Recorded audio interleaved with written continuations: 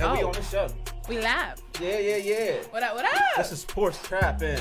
Episode, 93? Nah. Let's scratch that. This is episode Tayla. This is a limited edition, special edition. AKA, what is it? Kocoa. Yeah. She said it real quick. Coco? Yeah, I can't say the whole Cocoa. name. Somebody knocked the whole name out the frizzing. Yep, it gotta go. It had to go. It was a rebranding, restructuring, you know what I'm saying? Well, we gotta go beyond what he say, like Beyonce, and upgrade. You know, I'm always up for upgrade. That's always elevation, growth, development. That's what the mission is. Purpose. That sounds like me on a Friday night in the strip club. See, here we go. It ain't even been It ain't even been 5 minutes yet. Yeah, we just got into it. Ain't even been 5 minutes That's yet. the same thing I said, and she said that. It ain't even been 2 minutes. Hi, boo. Which boo's in here? This boo. Oh, Dante. This boo. See? Look, I got your products here. Flip it around so you see the products up in here. Plug in. Yeah. We support all black-owned businesses. I like to say caramel.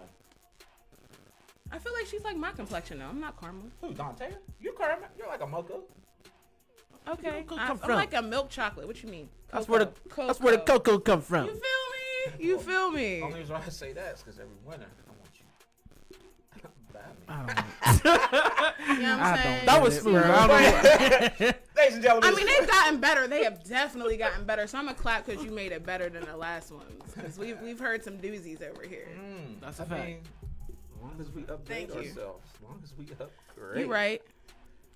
So, But this is episode Tayla edition. So, Miss Tayla, Yeah. you got to talk that shit this episode.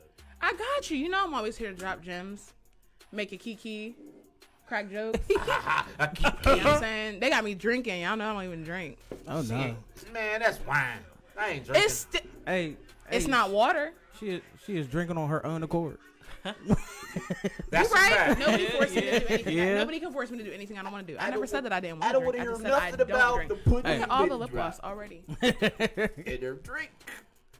Excuse me, what? Did you glam yourself? Of course I did. There's only 2 people that I allowed to touch my face, and one Me? of them's at work right now. No. That's 3? No.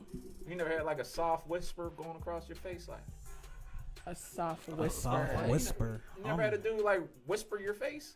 Yeah, I have, but like, What? What does that mean? I mean, because you made it sound so creepy.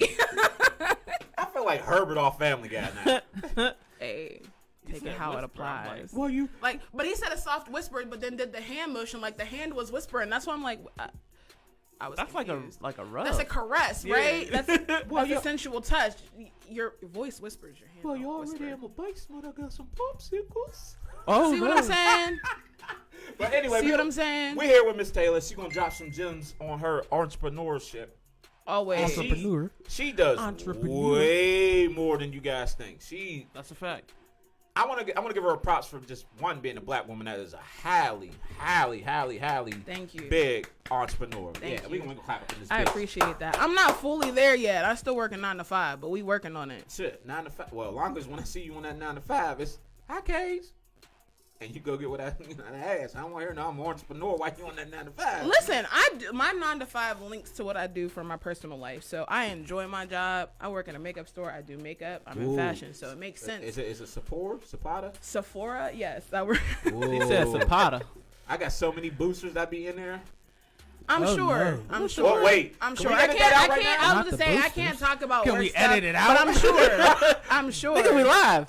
Oh, my bad. Oh God. Can we edit it out? I'm Oh, my. sure. I'm sure there are a bunch of them. So what made you jump into the makeup, John? It was actually like I kind of fell into it because I did I think I told you guys this on the last time I stopped by. We want the recap. Yeah, I'm gonna give you a recap. Yeah. But I used to do like fashion consulting and styling, and then like the artist development / management, whatever you want to call it. I used to do all that, and I got really tired of like having to do like photo shoots and tell people where to go to get their makeup done or where to go to get their hair done or like things like that.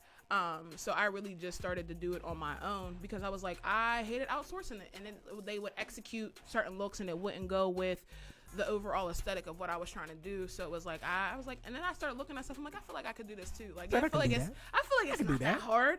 They got how-to videos on YouTube. Like I feel like I can figure this out. Yeah, YouTube graduate. University. I'm serious. That's actually how I started. And then I was super unhappy at my job. So before. Yeah. So before working at Sephora, I was working somewhere else, and I was super unhappy, like to the point where I was like super miserable. Like I was going to work every day just for the fact that like I was a slave to my job essentially because I made decent money. I won't say I made good money because I definitely make better money now, but I made decent money. So I was essentially like a slave to my job because I just went to clock in. I wasn't happy. So I was walking around Ross Park Mall one day, and I walked into Sephora, and I was like, hey, are you guys hiring for management? And they're like, yeah, there's actually a position open, and I applied, and the rest is history. So Word. Got to make them moves. Yeah. So the interview process was rigorous, though. I was interviewing. I think I interviewed for like 6 weeks or something like that. Like I had basically in my head like given up on it. I didn't think that I was gonna get it, and then like I started going through the process. I ended up going to Vegas while I was in. Then when I came back from Vegas, they interviewed me. And then the rest is history. I've been there 2 years. 2 years in August. I'm actually transferring with them to my new spot. Can I be part of your history? Word. What? New spot? Oh yeah, Bro, he be throwing everybody off. It's cool, it's cool. I hadn't announced it yet, but I'm moving to Atlanta. I moved to Atlanta in 2 weeks. Yeah, so I'm transferring down there with my job, which is nice. But I already have like a bunch of shoots and photo shoots booked for when I move down there. So it's definitely like great already. So we got a place to stay down there? I don't know about you because I don't even have my own place to stay down there yet. I mean, I know there's like a Motel 6 and like hotels everywhere. I mean, did you get a doghouse? Nah. I feel more comfy at doghouses. I mean, you gotta fight Kush for that. You gotta fight Kush for that. I mean, Kush. Steph, you're a GA. I didn't know that. But yeah, so that's what's going on right now. But that's how I got into makeup initially. It was just like me tired of giving my clients to everybody else and then not having the fully executed like polished look that I envisioned for them. Because it's difficult to try and like collaborate with people, especially when it's makeup artists that you don't know. And at the time I didn't know any makeup artists. Like now I know a bunch of them, but at the time I didn't know any. So it wasn't like we could collab on a photo shoot and be like, yeah, you did this is the look we feel like we should go with, boom. So it was really just about me trying to complete the vision. So can I ask you a question? Yeah, what's up? Why do women wear makeup? So I can't speak for all women. I truly can't. No, you can. I can speak for myself. And I started, honestly, I've been clearly I'm in a sweatsuit. Yeah. Like I've been a tomboy my entire life. So for me, makeup was just about like almost like an alter ego for me. So like if I wanted to be sexy and be cute and like switch from Tayla to Cocoa, I would put makeup on. But now it's more so about creative expression and about embracing who I am and kind of just enhancing it. And I like to be extra sometimes. So I'll throw on like some lashes. I've always worn lip gloss though. Even like when I was in like straight backs with a t-shirt on and a jersey and a snapback, like my lips was still popping. I was always wearing lip gloss. So like lip gloss and mascara were always the mainstays. So that's where the old school name was. Can we say the old school name? You can say the old school name because it's still a part of me. Her it's old still a school part of me. name was Luscious Liz. Yeah. So yeah, that's where the old name kind of came from. And now still to this day, like if I go home, everybody's like in the bar, Luscious. I'm like, oh. Wait, where at? Up New Kent? Yeah. We going to New Kent this weekend. Y'all could go wherever you want. I'm not coming. I gotta work, and then my going away party is this week. So. Well, we ain't even getting an invite. To what? To the going away party. My going away party is for work. It is a corporate event. Well, not a corporate event. It's a store event. So like no outside people, especially not you. I'll be in Zapata. That makes sense. Sephora. Wait, is the P silent? Where's the F in Sephora? There is no F. Don't. It's a PH. Don't engage. Like phone. Don't engage. So why do we say fat? Like baby fat. That's PH. That's baby fat is with a PH. Sephora. Well. PH. Phone. PH. Fat. Did you go to Pittsburgh Public? Pittsburgh Public. I feel. I appreciate my suburban education. Pittsburgh Public. So with the Atlanta move, what is your plans down there in Atlanta? So it's multifold. Like I'm currently working on my cosmetic line, which I kind of previewed, sneak peeked some products from that are going to be coming, but launching a cosmetic line, really just getting more involved in like film and TV, and trying to do stuff like that. So I've been, like I said, I have a bunch of photo shoots and stuff that I'm working on. There's a photographer down there. She's super talented. And we're going to work together on a couple shoots and stuff like that. So there's a lot to come. If you ever find yourself with free time, just going down to Tyler Perry's lot with your makeup kit. Oh yeah, listen, and because I was just watching an interview with him. He was on Expeditiously, and he was talking about how the wigs on the last like Netflix movie that he did, how everybody was going ham on the wigs, and he was like, it is what it is. He was like, but my team is all young black people that are just now getting into this industry, and he was like, so they might have sucked this time, but they'll get better the next time. I'm like, that's the type of energy I need. I'm going down there. So let's hop onto the energy of Tyler Perry. Yeah. How do you feel about how he is trying to put more black women up there? I love it. I feel like he needs a little bit more of a diverse perspective on like his writing, but I feel like the things that he's doing, it's nobody has done that like for us by us. Like nobody has really done that. FUBU, literally, shameless plug, FUBU. But nobody I feel like is really doing that, and to see him do that, no matter if you like his movies or not, the fact that he's employing young black people, you know what I mean, and putting us in the forefront of all of his productions, like, you know what I mean, is we need more of that. We love to see it. And me personally, like I'm just, when I watched it, like I said, when I watched the interview of him on Expeditiously, I was really like, it was dope. Like it was super dope for me because he really explained like his philosophy and how like you don't have to have a big following, but having a loyal following is more important than having a big following. Yeah. And I was like, that's real shit, because like I feel like it doesn't matter how many followers you have, because I've seen people get put on with less followers, and then people get put on to have a bunch and they're not really quite as talented. So I feel like what he's doing is really super dope, and like he really spoke to a lot of things as far as like his philosophy and how he does things, and I'm really impressed. Like with not that he needs my approval or me to be impressed by him, because he got it going on. But it helps. But you know, it's super dope. He couldn't do shit without my approval. That's a fact. I'd That wig, I'd be like, Perry. whack. But he also talked about how like the loyal following thing. Like he was talking about like when you were younger, how many of y'all had Madea play bootleg in your crib? That's a fact. Almost every family member I had a Tyler Perry bootleg, and he was talking about like they loved him so much. His loyal following loved him so much they would go to the shows, bootleg it, and that's really how he got his following, from people bootlegging it and showing it to their family at family reunions and stuff. So it's like he was upset about it at first, but then it's like, you know, it ended up working in his favor. Well, so 30 minutes to my bootleg, it turned to the wrong side of town. So. See what I'm saying? I mean, hey, bootlegs is bootlegs. These are facts. So when you go down there, and you're going to be down there on the Tyler Perry set, because we're speaking that into We're speaking that. I'm claiming that. Are you going to give us a shout out? Listen, I am loyal to people wait, that you are gonna fly us loyal to down? me. You gonna fly us down? You gonna be like, come see these When black I men? Listen, when I got the money, I'm loyal to people that are loyal to me. Period. Woo. All You dogs feel are me? loyal. You know what I'm saying? Raised by the wolves. I can respect that. You feel me? Oh yeah. So that's what it's about. So yeah, absolutely. I'm flying all my people out. I mean, if you guys want to call in, give her, ask some questions to Miss Yeah, Taylor. for sure. Ask some questions. Yeah, I definitely. I do makeup too, just in case y'all was wondering. Oh, shameless plug. Hey, he keep us in focus See, in so many ways. Y'all know I do makeup because I just made that shit up. Hey. Nah, but I feel it. So hey. what made you want to leave this city? There's a plethora of Well, we don't want the adult answer. We want the young. He teens. want people to talk shit. He do. Definitely. Hold on. Let me explain why I want people to talk shit, because We know. our city won't grow without people talking shit. So we're all gonna sit here and say, well, the business is just not the way I like. No, we need to hear, you motherfuckers is not sticking together. You motherfuckers is trash. So the original reason that I want to move is basically like opportunities. Also like opportunities first and foremost. And I was talking to my cousin the other day, and it was a prime example of, it's not that there aren't events here.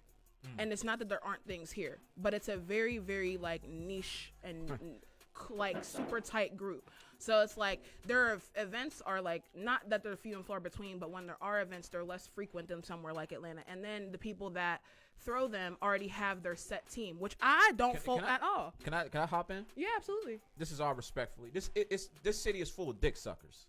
And what it is it runs off the popularity and don't nobody want to take the chance on the new people. So, like, we'll just say you starting out with your makeup company. Don't nobody want to come to you on the strength that, oh, yeah, such and such is blah, blah, blah. But because that person has popularity, they don't want to fuck with you, even though your quality is way fucking better. I mean, and that's – but also, like, I can't take that personally because it's also about presence. Like, and I can't be mad at somebody for not wanting to support me if they don't see my work everywhere. You know what I mean? Because there are some people that are super talented.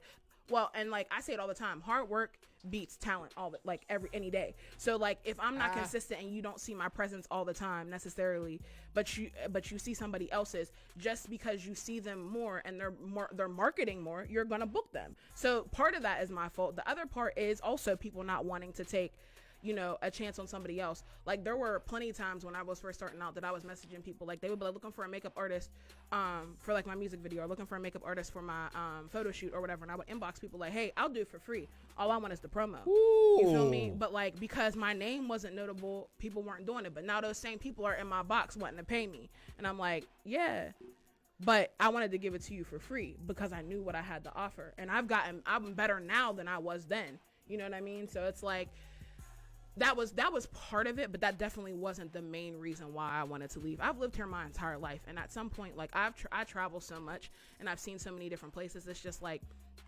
and the culture, like don't nobody want to accept it, but Pittsburgh is racist as fuck. Like I've been fighting with my license up this bitch for you say you don't believe it? Yeah. Okay. Yeah, okay. All right. Anyways, as I'm telling you, as a black woman, I'm telling you, it's you, if you don't want to see it, you're just blind. That's just what it is. And I can respect the difference of opinion. What we're gonna do is we're gonna let you hop on yours, and you know I'll come back with that. Yeah. We can definitely talk about it because you know I'm an intellect. I'll have this conversation with you. We definitely will have this conversation. Shit.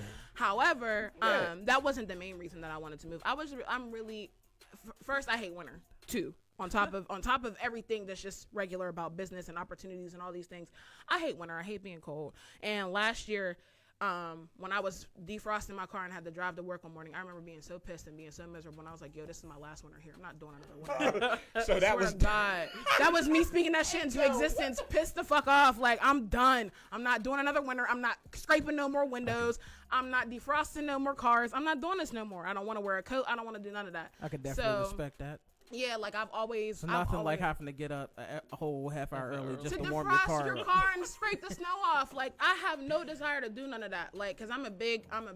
I just want a garage. You know what I'm saying? Like that would be nice too. But even if I had a garage, I still wouldn't want to live in PA. That's just me personally. No, I want to be somewhere with palm trees. Like Miami would be ideal for me. But you know, Atlanta is just a pit stop. So you know, I want to be by a beach. I want to be by water. I don't want to be in Pittsburgh. I really truly don't I don't want to be up here. And Southern hospitality is not to be taken for granted. Well, we got to jump to one of our soon-to-be sponsors. Yeah. Unuco Vino. Are you saying that right? No. Can I see it? I'm reading Show the bottle. Let them read it. I feel like it's Unico. Yeah. It won't focus. Is it focused up there? Can you see it up there? It's too far away from the camera. Okay. Well, anyways, Unico Vino Moscato.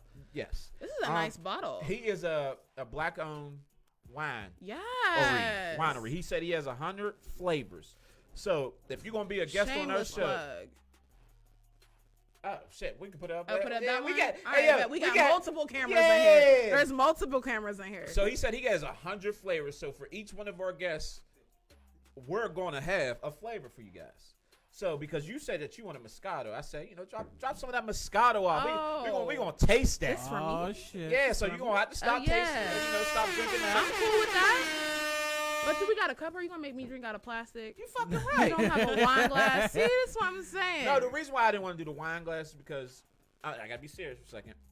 I didn't want you to feel, you know, all the corny shit I say behind the scenes. I ain't want you to be like, oh, this nigga really trying to take me on a date or some weird Oh shit. no, I feel you. I respect it. Cause I definitely might have been like, "K, for real," But I would have appreciated the gesture. I would have appreciated it. Also for Koja, because they always drinking that Henny off No, these they drink cups. Douce. Oh, Douce, We my drink bad, my bad. Douce. I'm just saying. If we gonna plug something, we gonna plug something. No, fuck that. Ayo, Kojo, that Douce shit didn't get me drunk. Hey, as long as y'all know them as friend zone cups. That's hey, We keeping hey, it. y'all want to know the main reason why I got see-through cups? So you can see if I drop something. Did it? Oh, I did.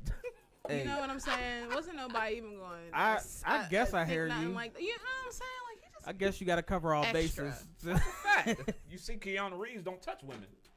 He does not. That's a fact. I feel it. I feel it. Well, the people he touched don't feel it. I can't. But we gonna pop this open. Oh, he got Twisted Cat? I ain't got no finger. Wait, Nah, my dad's calling me for some odd fucking reason. he might Your want to. parents? They might have a They question. just want to talk to you, maybe, possibly. I don't know. Nah, he'll be alright. Maybe he has something to say about the show. He can talk to me, and through heaven. Oh my god. Oh, Sure. I don't want that energy over here. That's Keep what that we have over Guardian there. Angels for. Keep that way. Why? Cause you Y'all hear that? wildin', my guy. Right. we gonna drop a little sippy dip up in there.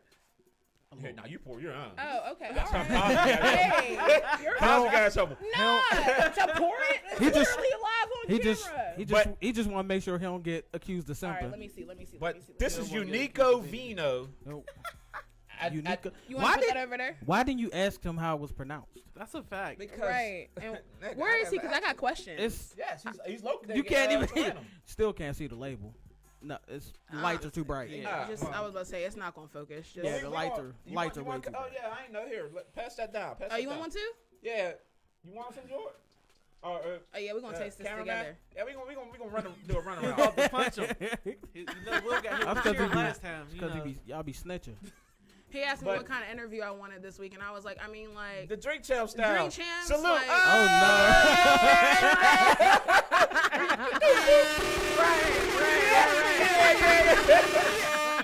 All right, we going 1, 2, 3. All right, down. Oh, that ain't bad. That ain't bad. Ooh. Ooh. Ooh. For the Okay. That tastes like my baby mom when she was nice to me. what? I Bro, don't know who his baby mama Sometimes I is, feel sis. like I should just cut your mic off every You other should. Every other, like every couple minutes because I don't know you're how- like due for some wild shit like every couple minutes. Well, y'all never drink your kids' mother's water? Water? Uh-huh. Oh, You like my from the bad. faucet? Yeah, no, the bath water. The bath Like you water. never scooped the Oh, bath water? fuck no, you're tripping. A scoop of Anyway, a scoop of booty water. Booty What? juice. I wonder if she did fart in that water. But anyway, Well, I mean, she but it washed her wouldn't matter. ass in the water. Precisely my point. Precisely my point. Precisely my point. Moving on. I like groceries. But Moving All right. on. Moving on. All right. So Now what is you- that simping? yeah, That's simple. So I'm what not you, doing what, what you and Kojo, how does he feel about this move? Because you moving way. Listen, not that you need his approval, but I think Nah. you two work. And I gotta say this, y'all two work beautifully together. Thank because you. I'm always watching Facebook. So when he's off, like we'll say he's not promoting what he has. Yeah. You're promoting what he has. Like the one time it was the live studio session. Like you shared that. Mm-hmm.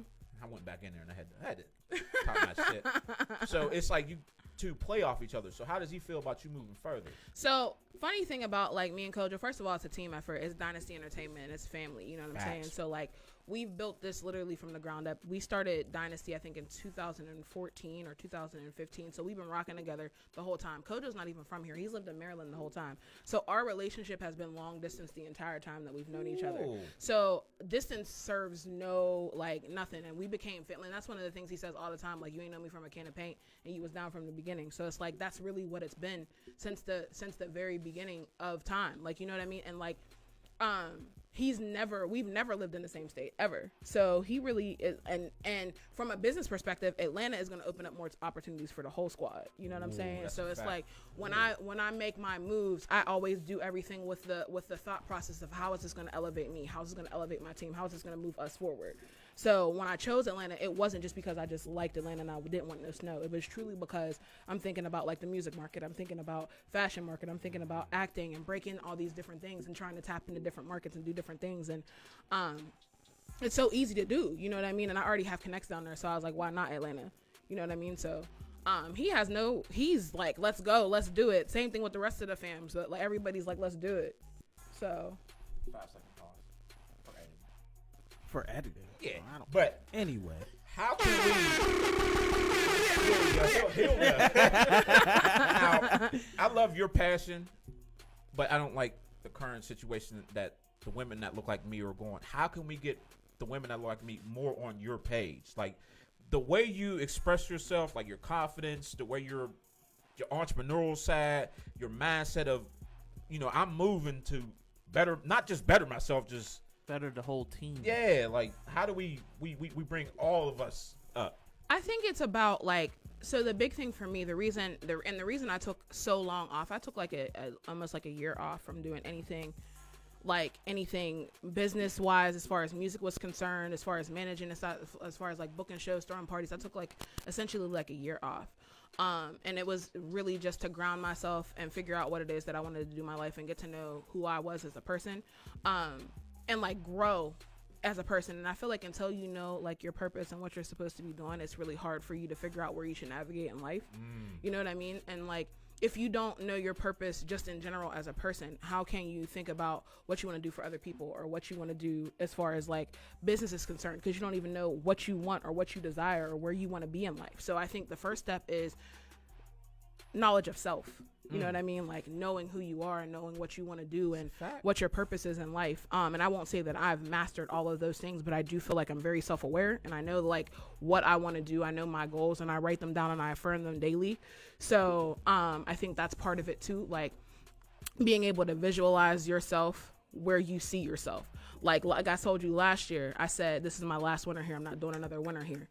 This year, I'm not doing another winter here. I'm literally moving October 31st. Like, we're done. You know what I mean? So I think it's not only being able to know yourself, but being able to love yourself and recognize that you deserve and you are worth whatever it is that you want. Whatever it is that you want. It doesn't have to be what I say it is. It doesn't have to be business. It doesn't have to be, you don't have to want to be a millionaire. It could just be something so simple as you want to be a good parent.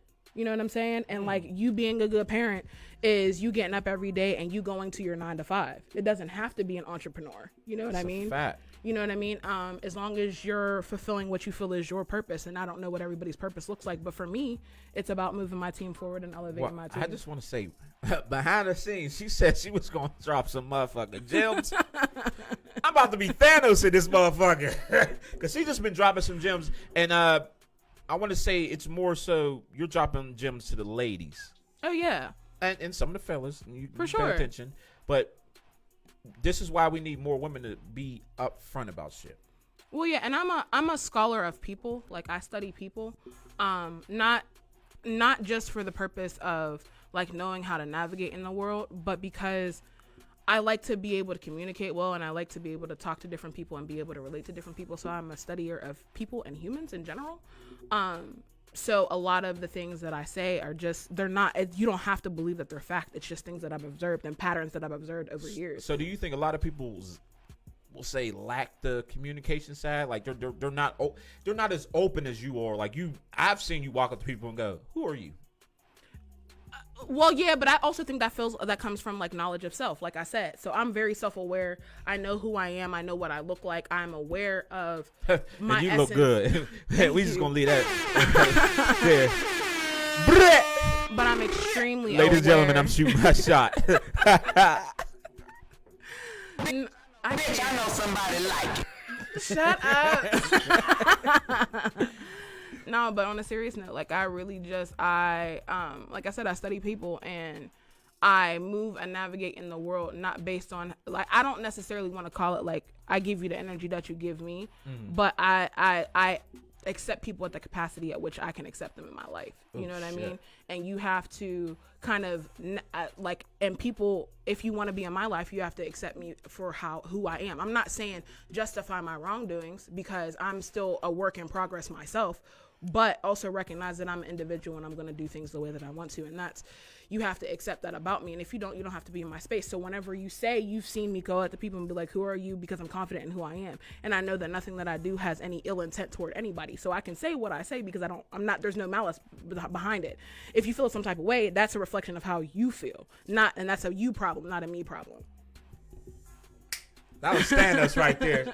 See, these gems, these are the type of gems that one you can use in life. Facts. And when I say more so in life, it's the way you carry yourself is we need more people like this, because I hate going out and seeing, when I'm at these events and nobody communicates with anybody else. And I say it all the time. I said in interviews with music artists, why are you standing next to a music artist and you're not saying, bro, let's work together? Yeah. Or why is there so many Facebook lives? We just want to use makeup, for example. Nobody's doing these body paint. They're linking up and doing body paint events. Mm-hmm. It's just one person doing everything. Well, and that's part of it too. Like, because I feel like a lot of people, and I'm not gonna say everybody. I'm saying a lot of people. So don't come in the comments trying to come for me. A lot of people, I feel like, have the mentality of if I win, you lose. And not recognizing that there's room for everybody. There's a reason why when you walk into the grocery store, there's six different brands and they all make fucking cereal. There's more than 6, but I'm saying there's a reason why there's 30 different cereals in the cereal aisle, and everybody, because everybody wants something different. Everything's I gonna appeal had to to somebody take different. my headphones off. You feel me? Like dropping that. You feel me? Fire. Like, that's just real shit. Like, there's a reason why when you go into the store and you look, there's 30 pair of lashes, because everybody wants something different. And I might not appeal to you, but I might appeal to him. Or I might not appeal to you, but I might appeal to your sister. You feel me? So it's like people stop supporting other people because they feel like, since we do the same thing, I can't support you because it means that's going to take clientele away from me. What's meant for me is going to be for me regardless. And there's nobody, no makeup artist, no stylist, no fashion consultant, no manager can take anything that's meant for me, period. Now, can I do a short little plug? Absolutely. And it's actually going to bounce off what you said. My brother, Cage's Custom, he does logos. Oh, yeah. He does logos with Barbosa Black. And Barbados? Barbados. Get it together. You can't shameless plug people with the wrong names. Well, as long as they check, Niggas they is check Googling Barbosa. They can't find I it. can't find what you. is it? Barbados? No. Barbados? Like the island? Yes. All right. Barbados Black. Yes. And Caleb Ferguson, I think his last name is. So if my brother would be like, yo, I can't do the style that you want, but here are 2 other artists. Right.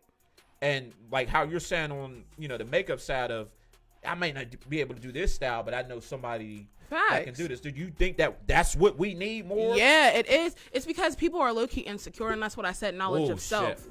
Like, I'm not, and I said not all people. If it don't apply, please let it fly, because I'm not debating nobody in the comments today.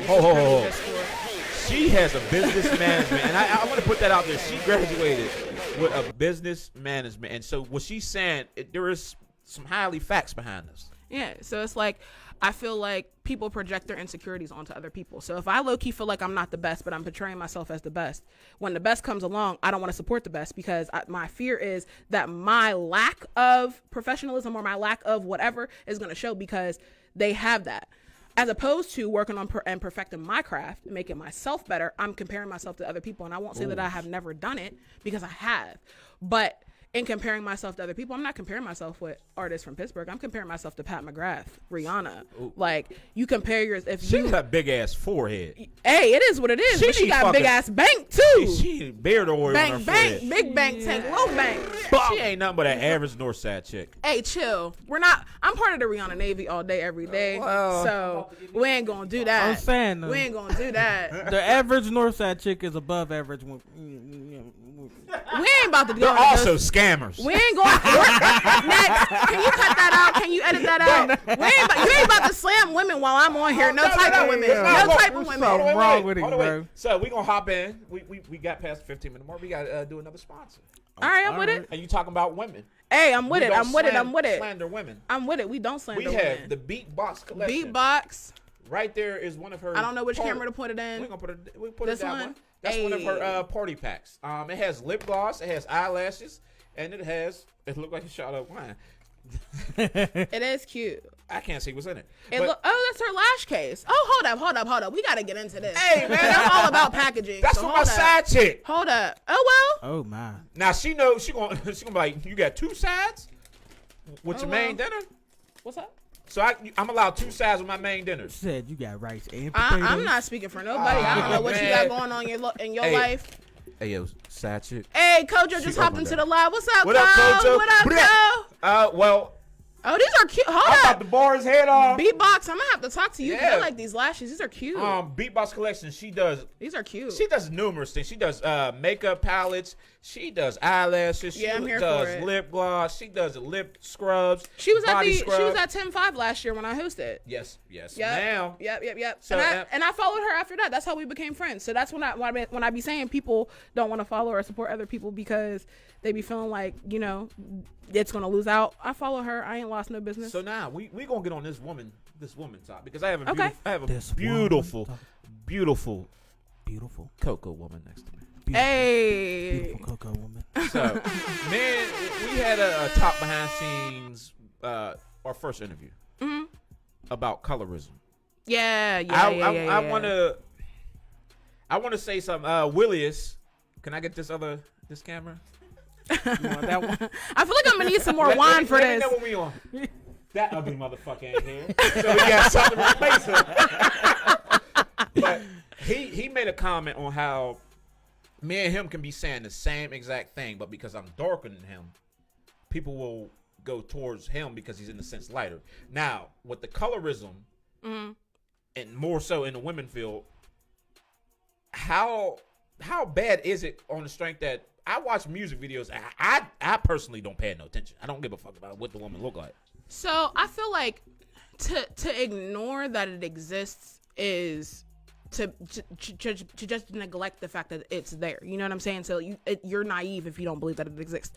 However, I don't feel like it's something that significantly impacts me. I do feel like I see it. I acknowledge it. Like a lot of these fast trend brands, like clothing lines and stuff like that, they because it's more appealing. You know what I mean? So they'll find a light skin plus size model as opposed to a dark skin plus size model because it's just appealing. You know what I mean? And I won't say that all brands do it, but it's definitely something that is present. You know what I mean? But I think it's one of those things where it's like, it's not that, like, because again, what's meant for me is going to be meant for me regardless. But I do believe that it makes the journey just a little bit harder. You know what I mean? It's harder for me to get in the door. Like, you might get in the door easier than me, but once I'm in the door, can't nobody stop me. My color is not going to stop me. Now, do you? Well, I know that people are not gonna like this comment, but when Tory Lanez, when they had the guy. No, I was just fucking.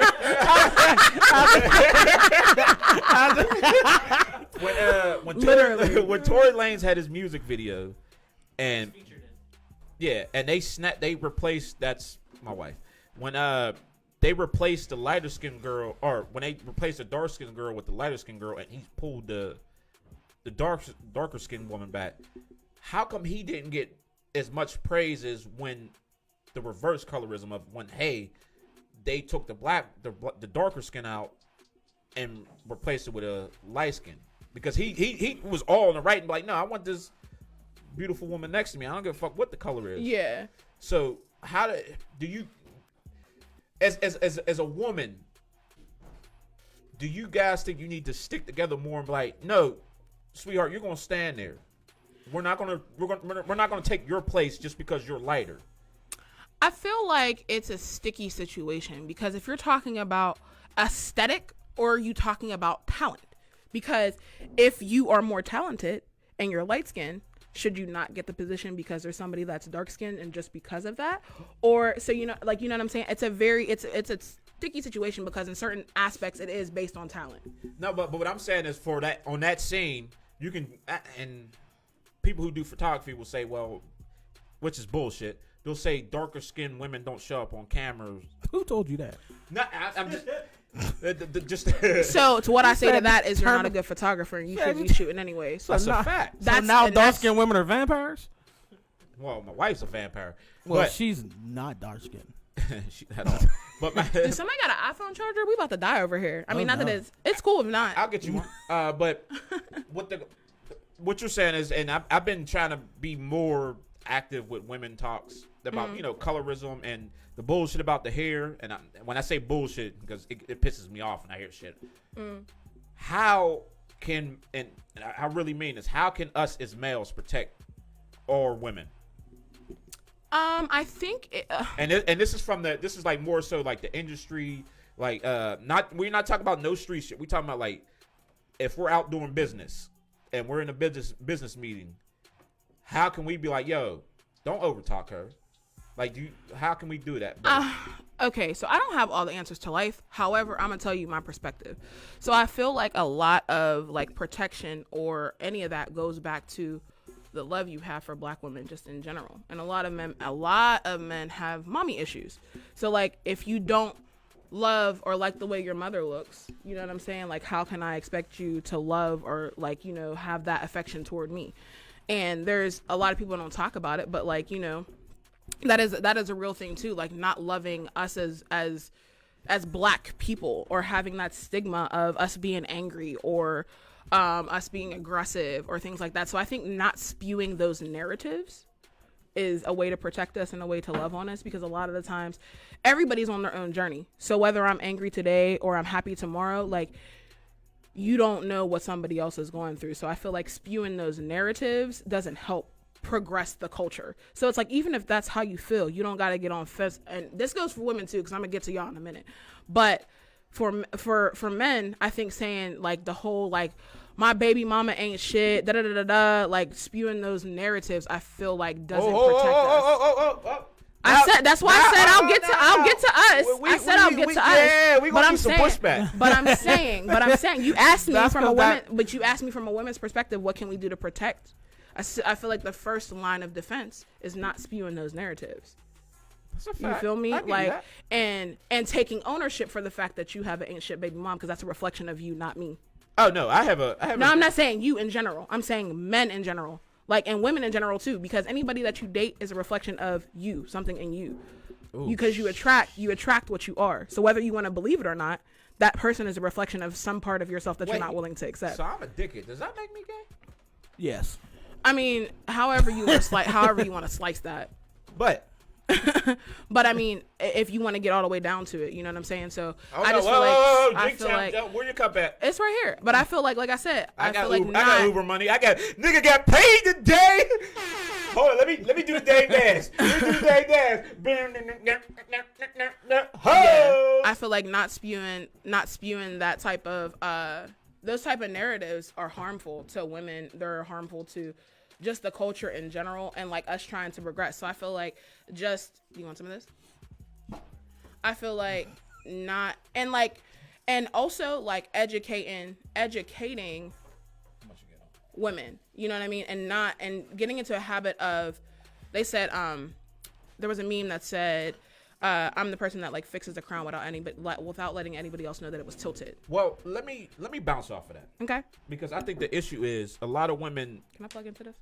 Yes, a lot of women jump on social media before they jump on to explaining their troubles to men. Now, okay. I want to say this, and I hate saying shit like this because I'm going to get kicked out the group. But Friday, there was a black women's group, and they got together and they was talking about their troubles and what stops them in the business world. Now, I had to play and act like I'm my mother. Okay. But at the same time, it was like, I really want to know what is affecting black women and what can I do personally. Like, one, if I see something that I don't know, that I can be like, yo, that's not right. So, but on top of that, as men, we don't know how to prevent something if you're not talking to us about it. I feel like I disagree, because like there's vibes don't lie, you know what I'm saying? So it's like if something's something's fluey. Whoa. Well, I'm gonna use us as an example. Okay. About vibes. Okay. If we feel your vibe is off, we're just gonna beat somebody the fuck up. Okay. So, for example, No, let me not tell that story. Okay. But because the person I know the person personally, and she probably wouldn't want that story. But I knew somebody, use an example, that was getting abused. Okay. And when I seen it in person, and I addressed it, we're just gonna say it was a whole nother ball game. And my thing is, when you're saying like about the prevention and all that, I just want y'all to come up to us and be like, yo, this nigga hit me. But that's not realistic. And because when you're in those situations, like that, just because the situation is toxic doesn't mean it's not somebody that you love. I like toxic shit. You know what I'm saying? Like, so it's very difficult, especially if you're talking about like a trauma bond. If you're talking about people that Tayla, beat me. We about to finish this bottle of that Uno Vino. You could continue what you were saying. You know what I'm saying? Like he just left field, like pitched the ball, and it's just no longer in the park anymore.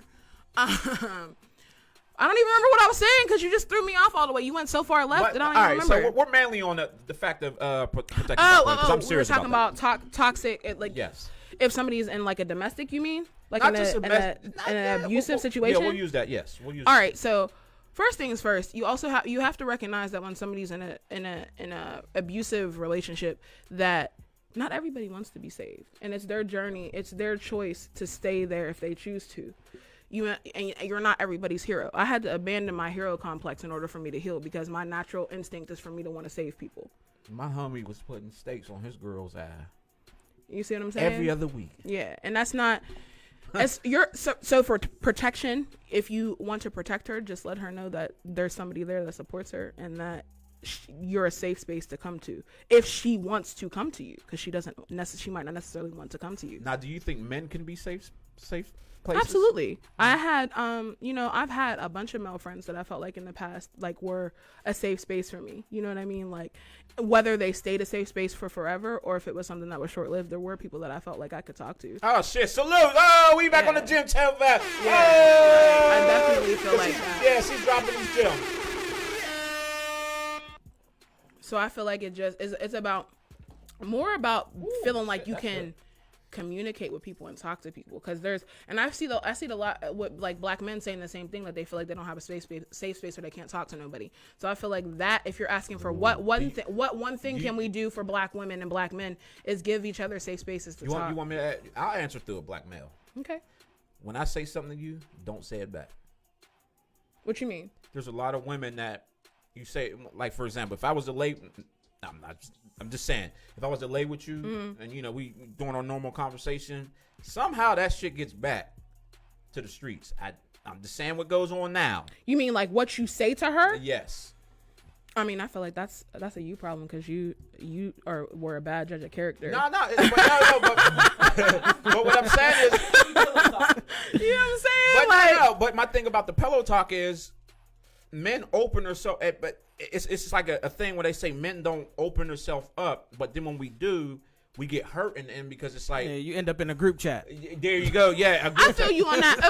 Okay. So again, that goes back to when I say like knowledge of self and knowing what you want in a partner, or you want what you want in somebody that you deal with, and stop damn, I don't want to get deep, but like you can't. I always want these. to. You don't hit that IUD, like, nigga. because soul ties are deep. You feel me? Like and soul ties. If you are not tying your soul to an individual that is grounded or aware or knows their demons and knows their shadows, and they pass that shit along to you, now y'all are just over here in fucking chaos.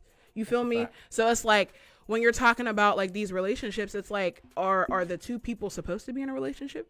Period. Are y'all ready to be in a relationship? So it's like, you know what I'm saying? So it's like, you can't be mad at a relationship for failing when you didn't seek out a relationship partner. Your one night stand turned into a year relationship, and you're wondering why it's not holding up, because the foundation wasn't built to last. It was built for a minute. So how would you say? So how do you think, like, when kids play into it? What you mean? Like, we're gonna say what you just said, but like add into a kid. Like, do you think if you have a child, like if when they have a child together, do you think that now everybody has to be grown? And you have to be able to effectively communicate and coexist in the world, and that is all that has to happen. And you have to love your child, and your child has to know that you love. Anything else in between is not necessary.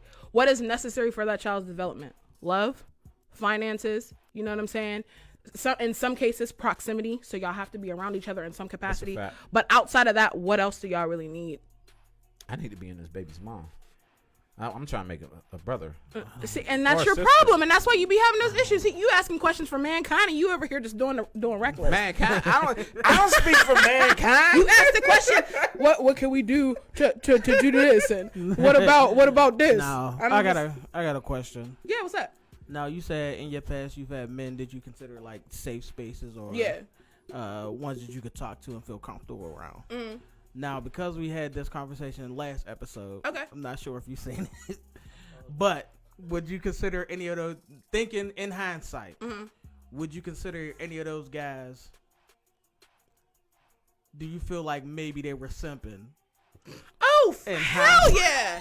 Absolutely. Doesn't mean they didn't have insightful advice. Yeah. Doesn't mean they didn't make me feel safe. Was there an ulterior motive? Hell yeah. But like, I mean, I'm not one of those people. Like, ain't nobody gonna force me to do nothing that I don't want to do. You feel me? So like, even if you're simping on me, I know that you are. So like, nobody can. So if somebody dropped off a package of juices at your crib when you didn't ask for it, you'd be like, "Oh, this nigga simping," or would you be like, "Oh, he's such a good friend"? It depends on the nigga, to be honest. Like, there are some dudes that I be, oh, he's just being nice. There'll be other niggas I'd be like, nigga, take this back. Return the sender. I don't want it. Wait, y'all return juices now? What? You return shit? I return anything I don't want. Can't return me, girl. We here for life. Anyways, yeah, I'm not gonna accept a gift. Like, and that's another thing too. Like, people feel like if a dude sends me a drink at the bar, I have to accept it. I don't drink. Why do I have to accept your drink? Now you're offended. Why are you offended? Because you felt entitled to me taking your drink? I had a female friend that said she accepts drinks to throw them on the dude. Oh, that's a lot. See, toxic shit. Nope, I don't want to be around your friends. But she had a good reason. Thank God she never did this shit to me. She said, if you didn't have the balls to come up and walk to me, then you ain't got the balls to set me throwing this drink on you. That's a little bit aggressive. I feel like she has some internal things that she needs to work in. I'm not going to go there. We ain't going to go there. We are not going to go there. I don't got time for no Bruja magic. You ain't about to get me hexed by nobody. Well, she don't watch. It's cool. I still ain't trying to be hexed by nobody. I'm cool. I got my own demons, and they come to me at nighttime. I don't need nobody else's. Her eyes are mainly shut. You know, them Puerto Rican family. Bro, I can't do this with you right now. You see what I'm saying? That's what I'm saying. Listen, that's him by himself. If y'all want to do any type of anything, don't come over here. They know what his page Where's is. my say? I ain't even got my crystals on me. You playing games over here today. You ain't got no waist beads on with the crystal Jones on? Nah. Matter of fact, somebody pinned somebody that does waist beads, because I've been looking for a minute. I need somebody black owned. Doris King. Yeah, she does yannis. I just want to go there and drink the water after they do the yannis. What the? But that's like she does those are it's supposed to detox. Why do you want to drink somebody's detox water? That's like, that's just it's fix it. It's tea water. It's what? I watched everything. Hold on, wait. Keep it up. Keep it up. Where's the rest? Hold up. I seen what was made out of the yanni herbs. It was a fucking tea bag. You said you wanted to drink the water. You're fucking right. After the detox, bro. That's WAP water. That's WAP water. Okay. Technically, he's not wrong. Am I right? It's technically submerged at one point in time. You absolutely at right. 182 degrees. That's perfectly primed cooked WAP water. I'll consider it cooked. All right, next subject. My ramen in it. Facts, next subject. Rescue me. So with this Atlanta move, how more motivated are you going to be when you're down there? Or is it going to be one you going to slack? Or because the Pittsburgh motivation is definitely different down there. The hustle and bustle is definitely different. So I guess it's I feel like I'm going to be more motivated to keep it 100 because like I don't like depending on people, period. I really don't like, and it's I just don't like depending on people. Just keep it 100. So like me staying with somebody else is a sacrifice to bring myself forward and to further my growth. However, it's not something I want to do for the long term. So me getting down there, my priorities are let's get this money. You know what I'm saying? Let's Shit. get this money. Let's make these connections. Let's build this business. Because I turn 30 next year, and I'm not about to go into my 30. I'm not about to go into my 30s and be broke. Big B's, baby. Yeah. Big B's. Like I have manifested since I was a kid, rich by 30. Now Ooh, that doesn't shit. mean that I have to be like a millionaire, but rich could mean, rich in relationships, rich in happiness. I want to stop you now. Yeah. Your soul's already rich. Hey, I feel that. And you kick Alright. off I feel that that. vibe. I'll give you- I feel that. I feel that. Thank you. You Give give me off one. that, and this is not no disrespect. Or, No, I feel you. give off that grandma vibe of like that love, or like you're gonna be there, but at the same time, you ain't gonna fuck me over. Yeah, no, that's facts. And like the crazy part is like that's why I came up with like Tayla and Kocoa, because Tayla is very much like the lover and the nurturer. Wait, like Coco Disney? Huh? Like Coco What? Disney? No, like my alter ego Coco. Please explain. The Coco. about one, to. the one I'm that getting ready the one that assassinated Let me get Luscious. Because Coco's the muscle. She definitely assassinated Luscious. She definitely did. But no, because Coco is very much the muscle. She is like my Sasha Fierce. She is the one that's gonna cuss you out. She's the one that comes to business meetings. Coco comes to business meetings. Tayla is very chill, laid back. She's the lover. She's the nurturer. But she's also the one that used to get walked on. Ooh, shit. The one that got walked over. And without the balance of Coco, it's just like shit would just fly, because my natural instinct is to be friends first. But now I recognize that I don't have a problem being the enemy either if friends doesn't work out. Now, who gave you that vibe? Like, example, like Rihanna's and Beyonce's and who was the other black woman? I can't remember. We'll say Viola Davis. Like how they all take charge. Tahari P. Henson. Taraji? Yeah, there you go. It was something like that. Yeah, because do you think like now in the whole entertainment world on how the black women are taking the charge, do you think that's really starting to rub off on? I hate saying black women, but do you think that is rubbing more so on our women? I feel like it's more, you see it more, so it's more visible. But I feel like you see it more, you know what I mean? And I feel like there are more women coming to the forefront because they feel like they just can, and they should, you feel me? Facts. But I feel like my situation is very unique in the aspect that I never looked up to very many women outside of my mother and Monique, and that's just mainly because there weren't very many women that looked like me, so I didn't find. You smoke Newports? Hell no. Alright. I don't smoke, period. You can't be in a remake of Precious. Again, in the what? Remake of Precious. Oh, hell like no. Monique. Nah, hell no. We don't. I can't even watch that movie the second time. The first time was enough for me. But I never really looked up to very many women. You know what I mean? Wait, hold on. Why Monique? Why Monique? Yeah. Well, she was the only woman of color that was plus size that looked like me as a child. Hold on. Why Monique? I was can I get there? Can I explain? Can I tell you?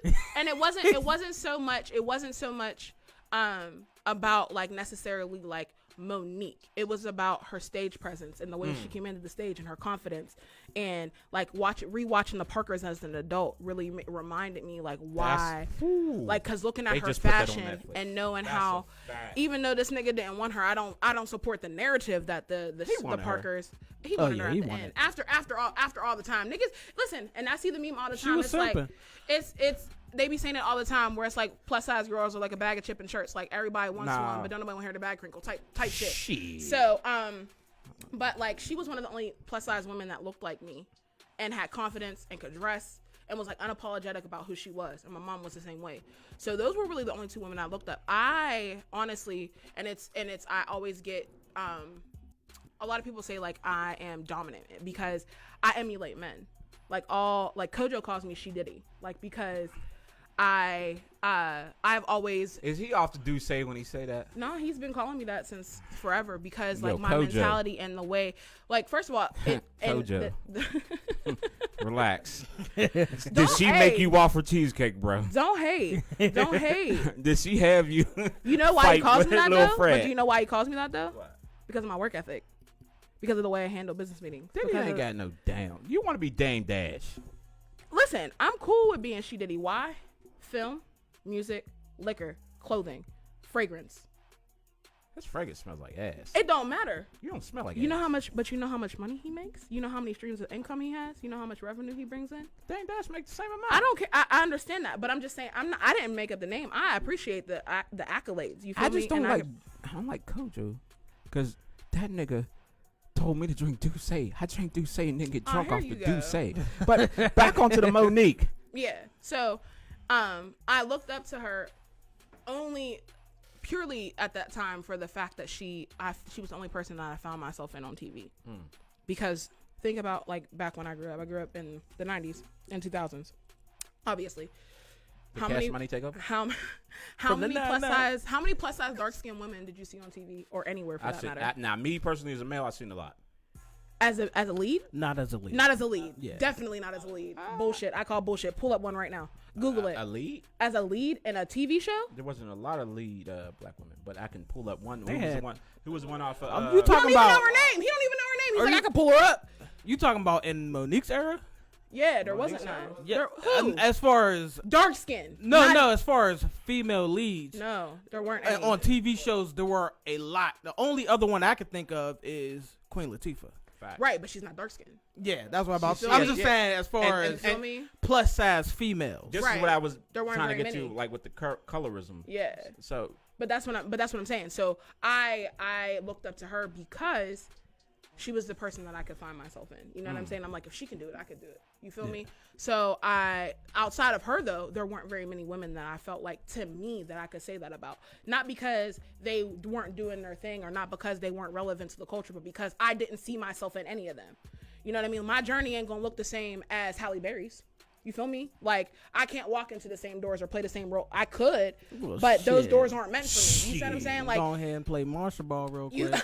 you can call me Billy you, Bob. feel what I'm saying? So it's like, Go ahead and get yourself the air horn back in. Miss Tara, don't shoot us. I can't. But now, before you get back into what you got to say, I just want to say, I always had this thing in my mind. There's no such thing as a big woman. Okay, explain that. Long as she's comfy in herself, I don't give a fuck. Now, if you come to me talking about, oh, I feel fat, well, guess what? You're fat. Yeah, I mean, I But feel if that. you're happy in yourself, in your skin, you're not fat. You can't come to me talking about, oh, I'm fat, blah, blah, blah, and I'm like, yeah, you're fucking fat. But if you come up to me with that presentation on how you carry yourself, like, rah, rah, well, you in my face. I don't Yeah. give a fuck about what you look like.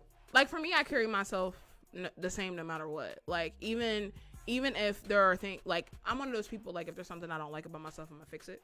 You know what I'm saying? So, like, I feel like right now I lose weight, so I go to the gym. You feel me? So it's like, but can't nobody else make me feel bad about me because I love me. So, like, if anything I do is not for anybody else, it's for me to feel good. And it goes back to what you was talking about self. Yeah, knowledge of self, and being disciplined is something that I want to do for myself, not because I necessarily want to lose weight, but because I want to have discipline and I want to do those things. But that's because those discipline follows through the other things that I do in my life. So if I can discipline myself and work out, I can discipline myself to wake up at 7:00 in the morning and go to this business meeting. You So feel me? in a sense, what you're saying is women lack discipline, and the only reason I'm saying women, because men do too, is because I'm talking to you as a woman. Yeah.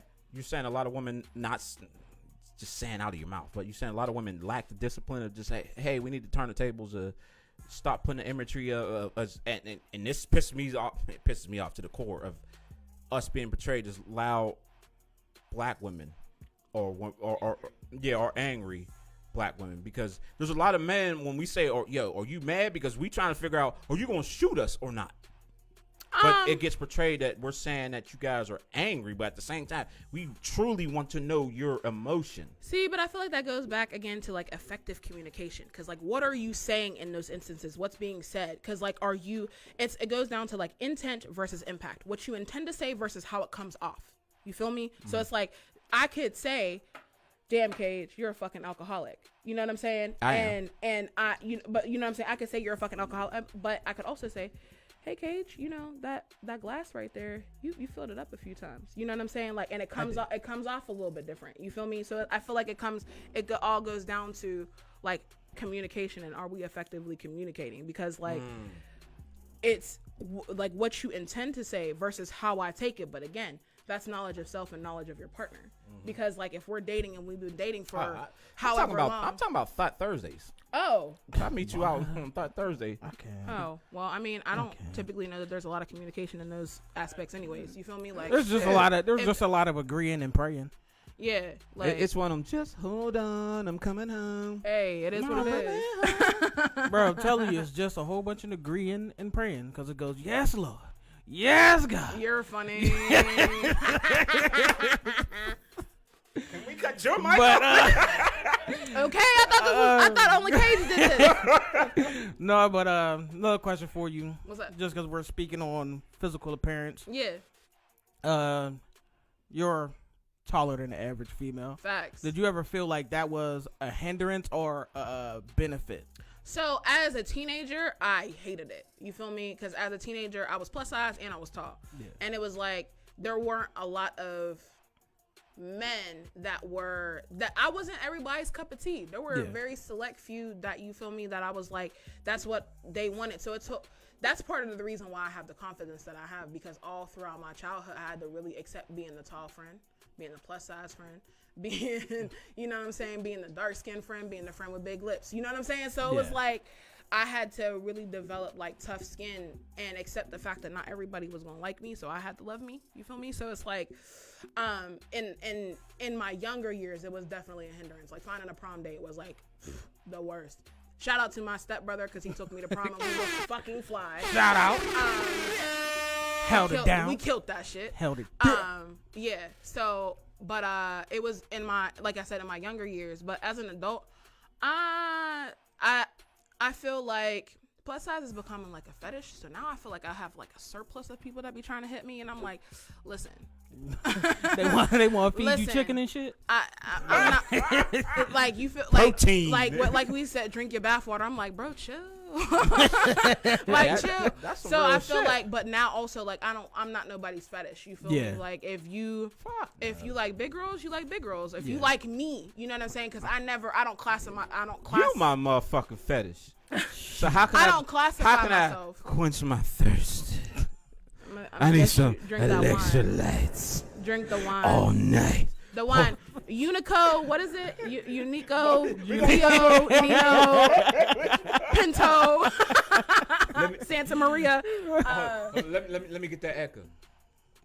Don't. Mute his mic. Mute his mic. Yeah, Miss Tayla here. All I gotta say, later on you gonna pray. Yo, y'all are childish.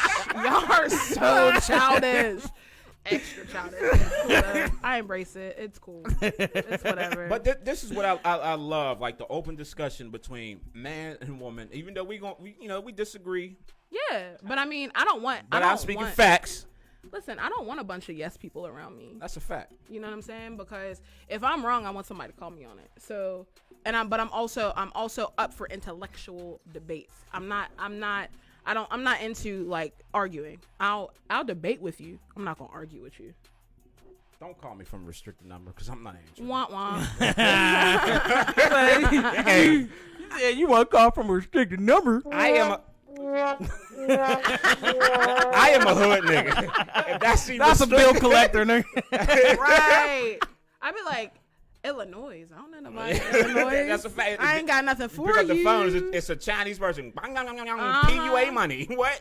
Like, bro, no. Said we've been trying to reach you about your telling extended you. car warranty. Facts. Facts. I'm like, bro, that car been totaled for 4 years. This one is owned. What you mean extended warranty? I own my Gertie. You feel me? Like, what you calling me about warranty for? But yeah. So how do you feel about like? Not how do you feel? Like, what are your next moves? Do you have like 1 year goals, 2 year goals, and 5 year goals? I do. I have a whole notebook full of shit. Like Can I say read it. that? I say it all the time. No. No, there's a reason. There's a reason why. You signing an NDA? Yeah. You A sign non-disclosure. Yes. Yeah. I know. Okay. Yeah. Oh, I'm a smart. Hey, Yeah. I may seem dumb on Facebook. NDAs, waivers. We got all the. Yeah. we The got all only reason why I'm the- gonna say that is because we at Creative Noise love to help people like us. Yeah. So if there's a way that we can, boost your career, because I know people down in Atlanta. Yeah, I mean connections. I'm always down to work with, you know, more people and make new connections and talk to different people. I'm always down for that. So that is always helpful. But also, I write down my plans. I have like 3-month plans. I have quarterly plans. I have semi-annual plans. I have long-term plans. So the first thing, my big project that I'm working on right now is my cosmetic line. Hold on, we got a caller in here right now. Oh, we got a caller. Who we rocking with? Please say extended. Oh, what's going on? Can y'all hear me? Am I live? Yeah, We can hear you. Oh shit! Oh, this is Esquire, man. Hey, man. Hey, yo, you know not to call me sticker, nigga. We black. No, man. Listen, no, real shit, Queen. Keep doing your thing, man. I'm listening into this show, and like I was listening to what you was talking about with Monique and not having proper representation and stuff like that, man. I feel that because even a lot of the bigger women roles were kind of loud and obnoxious and like, we don't want you around and leave us alone, Monique. Yep. Damn, well, we can do better. We want the skinny girl. And it was like trying to find that positive, you know, imagery. I didn't even think about that till you was kind of saying stuff about that, man. That was the reality. Yeah. So, hold on. Esquire, give me a second. Ladies and gentlemen, who is on the phone is Esquire of the Black Tea Brown Sugar Network. No, man. It's not about me. It's about y'all, too. Hey, shameless plugs always. He has a We Halloween. gotta push the culture forward. Not only does he have a Halloween party coming up, he runs a studio, a very beautiful, luxurious studio. Thank y'all, man. Love. Go back to what you was talking about because I No, don't real, want to call that song. There was a song in the '90s called "Dun Dun Dun Dun Dun Dun Dun Dun Dun Dun Dun." You know that song? Dun Dun Dun Dun Dun Dun Dun Dun. I can't hear it in my head, but I don't know what it is. Yeah. We don't know who the fuck sing that because it's some big woman. It's some big woman who has a beautiful voice, who's a beautiful woman, but they replaced her with little skinny ass models that sit on the screen and dance while she sung. Mm-hmm. I didn't know that till yesterday, and it's crazy that you get on here and I was watching the show because I was like, damn. They didn't show big people love at all. And I can imagine as a bigger woman that want to feel like I could do anything besides being fucked.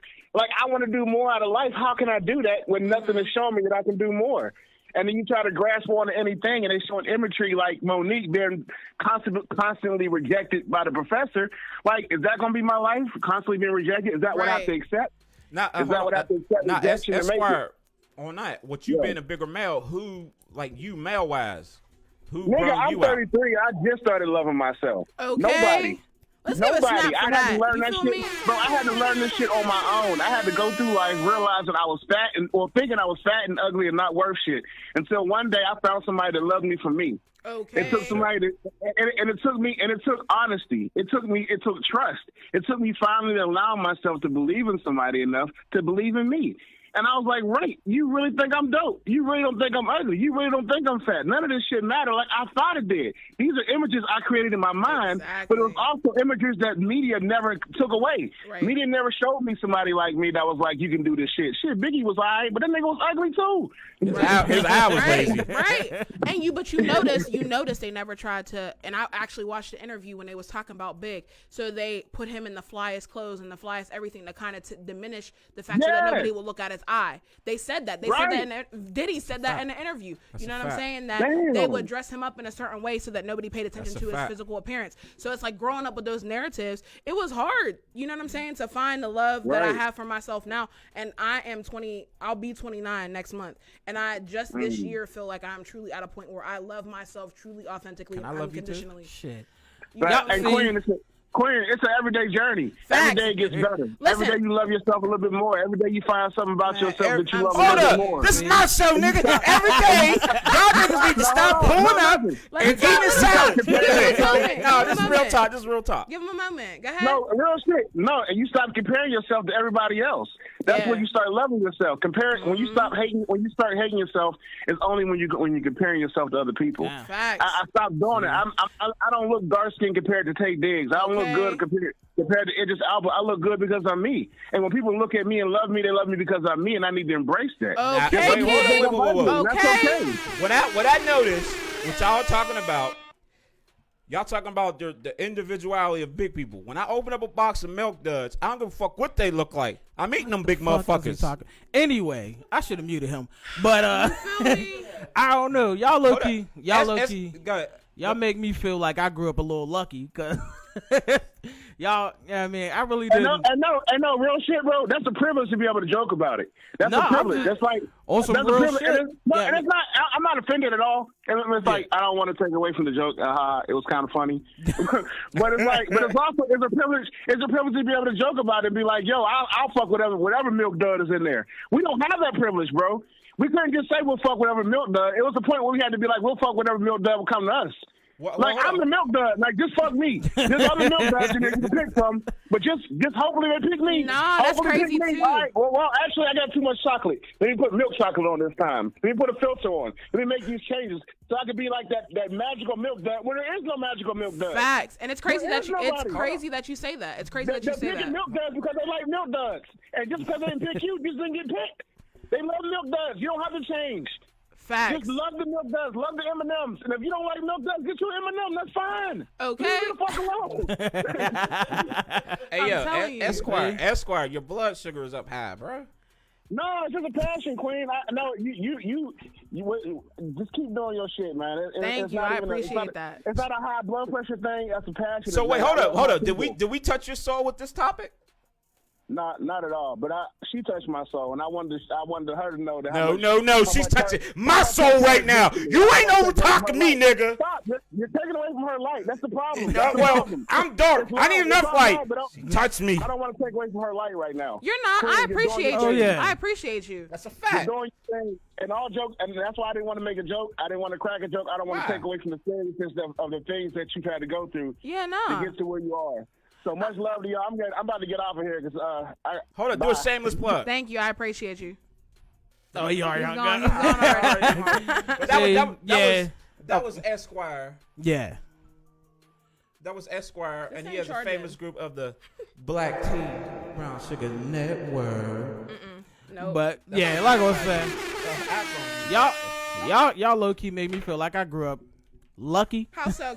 Because growing up big, I don't know, it wasn't a lack of confidence. Just because, one, it's probably because I always looked way older than I was. Way older than I was. And that opened the door for cougars. And they love telling you how good you look. Yeah. So it was like a whole bunch of weird confidence boost from a young age. Older women talking about, hey, come on over here, big man. Ooh, he looks strong. Come on over. Nah, we lived in two different universes because it was not like that. Like, I honestly didn't start dating. I had a boyfriend in high school, but he was doing everybody. So it wasn't even. You had a community dude? Yeah, he was for everybody. I love him, but he was for everybody. For the streets.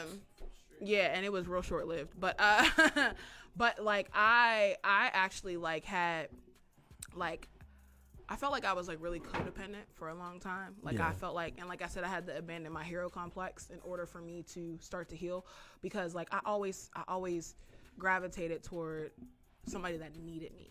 That way I didn't feel like I could be replaced because you needed me. You know what I mean? Like I wanted somebody. We got another caller, I think. Okay, we can talk to another caller. Hello. Yo. Oh, what up? Wow, bro. Who is that?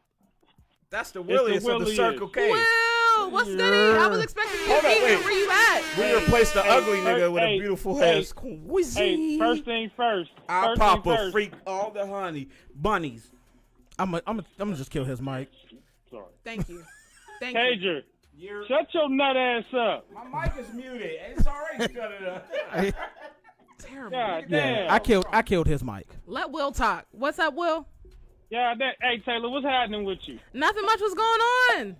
Hey man, I wanted to call to tell you I appreciate you coming up, pulling up on our show, man. For always. I show love to those who show love to me. Always.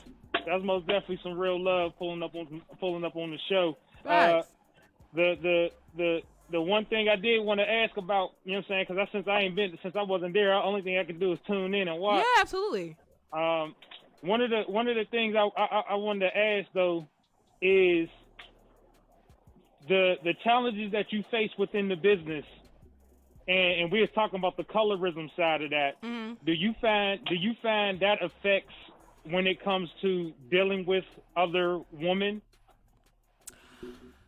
Like when it comes to you giving them advice on the makeup, on what they should do for their skin, and you know what I'm saying? Like, do you think you see that type of challenge because they're in their mind, you know, a lot of times the light-skinned woman tends to be very highlighted more than the dark-skinned woman, and they may feel as if that you can't give them the pointers that they're looking for.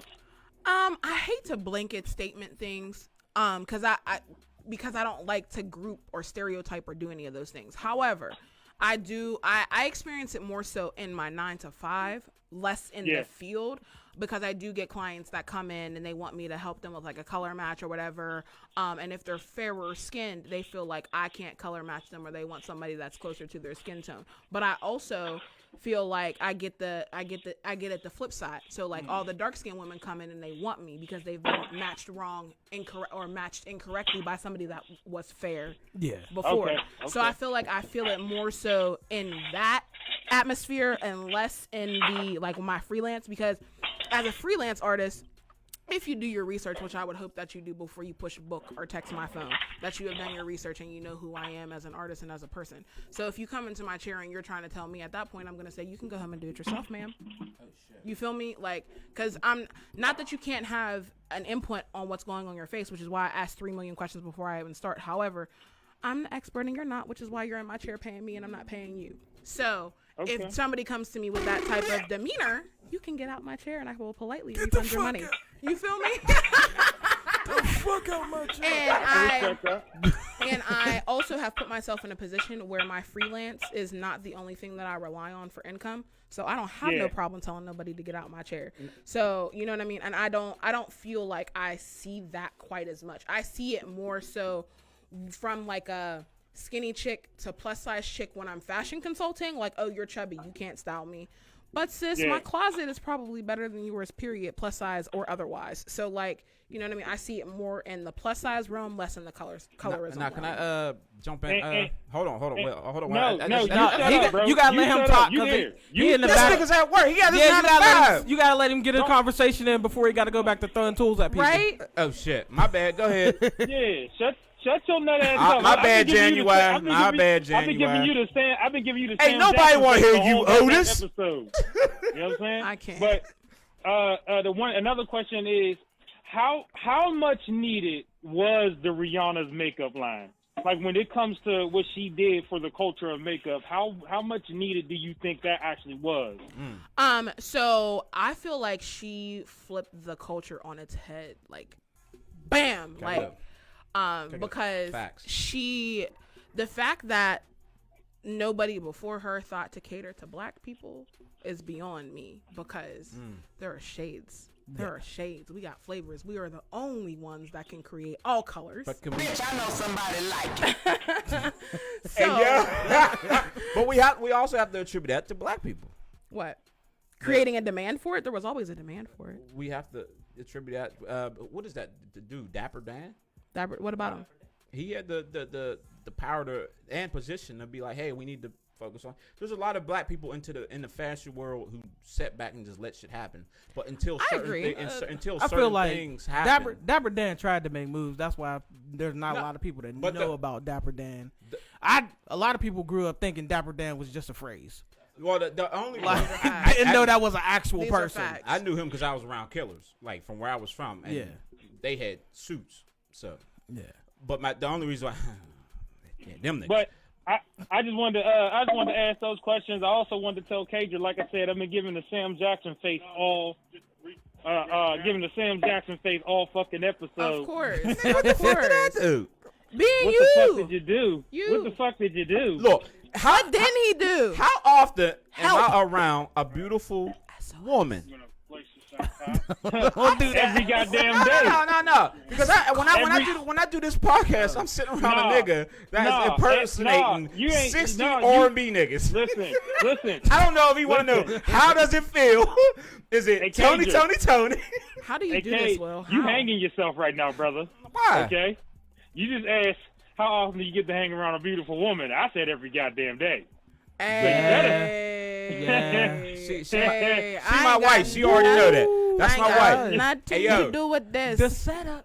I just heard a gun cock. I ain't got nothing to do with this. I'll holler at y'all. Hey, Thank you, Will. Taylor, I appreciate you pulling up. I appreciate Definitely, you for having me. Thank you.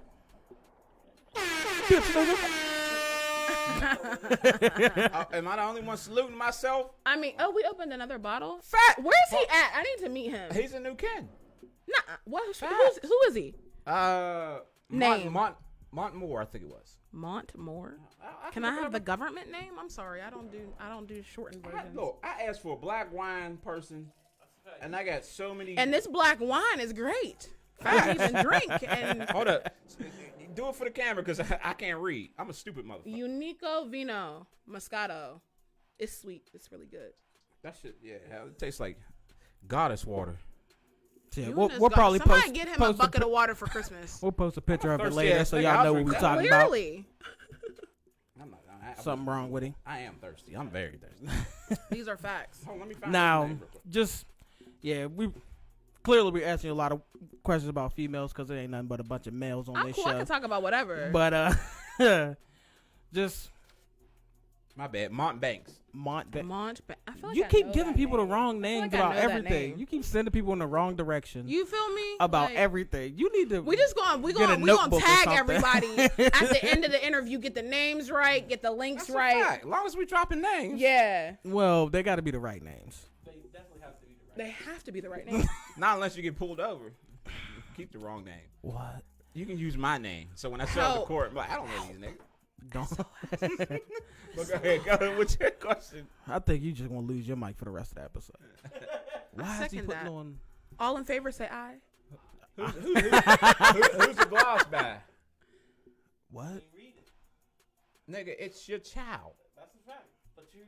I mean, you doing a shameless plug with putting it on. Your lips is. I feel like his lips is shining more than mine. I thought Okay. that lip gloss was supposed to go to somebody.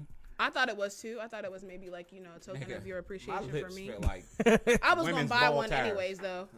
Huh? Wow, I feel personally attacked. yeah, because y'all always got ball tires. This is facts, and I don't care. My priorities are elsewhere. Where are your priorities as a woman besides them tires? Everywhere else, literally everywhere else. Said they on the list, just not at the top. Just not at the top. They like closer to the bottom. So it ain't the last thing. It's not the last thing. You feel me? So I want to give you some praises Okay. because this generation, right? She ain't get the nickname She Diddy for nothing. That's a fact. Better be careful. With this generation going on, And I found it very beautifully. The new black women entrepreneurs. we're not new. You're just No. seeing us more. The reason why I say new is because I'm talking about the newer generation. Oh, okay. Go ahead. They're more. I'm not talking, and I want to. I recognize the older ones, but this newer generation, these women are attacking all avenues of everything. Hell I've seen yeah. That's a fact. young black women that look like me that are doing wine, they're doing clothes, they're doing shoes, they're doing hair, they're doing eyelashes, they're doing engineering, Yep. they're doing something I seen that was so fucking out of the world. I went, Yep. what? Mm-hmm. And I just want to say, the way that you are carrying yourself is, you can clearly see that the next two generations after you, it's gonna have a full effect, because the way y'all are taking charge now and saying, fuck these lazy ass niggas. And this is being That's a respectfully, these lazy ass niggas with these bullshit ass rap careers. Can I stop you there for 1 second? 1 second. Because you're associating us and our climb with like the fact that like we have to do like it has to be like one It's or the competing. other. It's competing. No. You see what I'm saying? But no, the there's- narrative. Remember we was talking about the narrative. No, but there is the narrative that I'm pushing. It has to be put out there for the fact that these niggas was really just sitting back and watching okay. when they can be in the lead. And when I say Contributing. leadership, yes, contribute. But there are men that do contribute. There's not enough of us. Okay. That I will agree with. And this is what That I'll pisses agree me with. off, because like when I be at these pop-up events, Mm-hmm. it's all black women. That's a fact. I don't want to see you niggas in your bullshit mixtapes. I want to see you niggas in clothes or behind the scenes supporting your women. I mean, but okay, so that I respect what you're saying and I understand what you're saying and that, but also you have to think about who those events are geared toward also. So unless because how many guys do you know that are going to go and shop at a pop-up shop? So as a guy, why would I go and set up at a pop-up shop if there's not going to be no guys to buy for me? Now, it's not to be mistaken because women will purchase for their man, but you have to think about the whole picture. Like for me, if I do makeup, am I going to go set up at a sneakerhead convention? But there's a reason why I say that. Unless you can make somebody's face look like Jay's, you might.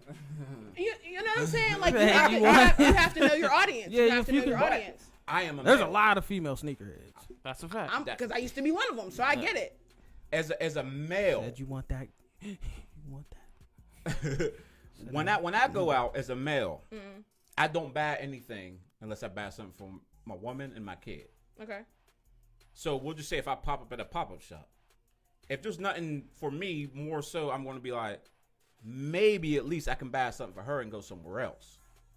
So if I can have a one stop and be like, hey, there's black men here who have a shirt for me, I'll buy that shirt. And I'll feel more comfy buying her something. And I will feel more comfy buying something for my kid. As opposed to having to go to the mall and spend with a name brand. Yeah. You know what I'm saying? Yeah, I get that. I just also feel like there's not very... So maybe what needs to happen is we need to curate more events that men feel like they want to come to and market it that way. Because I don't feel like if you just throw a pop-up shop that men... Like, that's going to be something that they want to do. Unless there are other things like a 4-on-4 or like a... You know what I'm saying? That's something else that's going to bring men in. You have to think about those things, which is why when I plan events, I think I take all those things into consideration. Because it's more than just, oh, there ain't no men here. Okay, but why aren't the men here? You know what I'm saying? Like, and I'm one of those people that's always going to be the devil's advocate no matter what the situation is, because I don't ever want people to, like I said, spew narratives or, feel like it's one side or the other. You literally have to look at the circumstances and the market and the audience and figure out, okay, why aren't the men here? Is it because they don't want to be here, or is it because they don't feel like it's going to make them no money? I'm not going and sitting nowhere if I don't feel like I'm going to make no money from it. But I also think that pop-up shops they're the same as malls. Disagree. Like no. Disagree. No. I disagree. No. Because a pop-up shop is more of a social event than a let's go and spend money. Because there are some people that go. Let me mansplain. All right, I'm all ears. I have to fucking cut you off. Oh, he got a fucking. The reason why I got a mansplain for the fact that if I pull up at a pop-up shop and I see some, I'm just gonna use shoes for example, or better yet, we'll use video games. Okay. If I see a video game, I'm more so likely gonna be there. Okay, right. But how many people, when you look at a pop-up shop, how often do you see anything that is geared toward a man? The flyers even usually look feminine. But that's what I'm saying. We need to stop telling these bum ass niggas to stop following the fucking trend of let's stop being music careers and start getting our businesses going. I mean, I feel that too, but then at that point, then you need to also create avenues for people that feel like they can make money off of what it is that they're doing, and not just you have to. It's like whenever they be like, it's like the same thing as saying like. It's not the same thing, but like this is the way that I'm going to explain it. Black on black crime. It doesn't exist as a myth. It does. It's proximity. We're not even going to go there. But proximity anyway. Doesn't exist. What do you mean? This is proximity. This is proximity. What do you mean? Wait. I'm gonna use a different example. Yeah, all right, there you go. I'm gonna use a different example because we could sit here all night and just talk about that, but we're not going to. So I'm saying you can't just look at the way things are. We ran out of time like 3 minutes ago. What? Yeah. How does that happen? What they do? Kick you off? No, I'm just saying we usually go for an hour and a half. Oh, bet. Yeah. My bad. Oh no, it's all good. I be on here long-winded. It's all good. It's all good. We can cut it. This nigga definitely. Do y'all want to do it because I said so? Hey, thank you for listening, people. This is our behind the scenes. Hold on, let's do the tag outs. We are, nigga. All right. Wait, what's up? I don't know. Thank you for listening to Porch Trapping. This was a special guest, Tayla in the building. AKA Kocoa, AKA Divine Symmetry. AKA. AKA. AKA Cager, leave me the fuck alone. It's your boy Crispy Stroking. Oh, Dub's in the building. Hey, it's your boy Mister.